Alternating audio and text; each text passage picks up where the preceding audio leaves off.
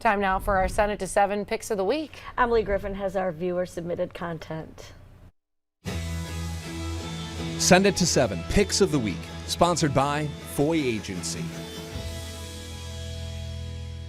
Halloween is over, but we have room for a few quick highlights, starting of course with my own niece and nephew rocking their costumes as a witch and a little old man, and Beth's adorable granddaughter Scarlett.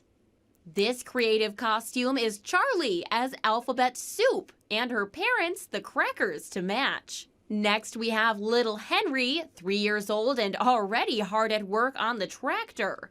Portia Simmons looked confident in her Poison Ivy costume, and the LaFavor family teamed up as a super squad.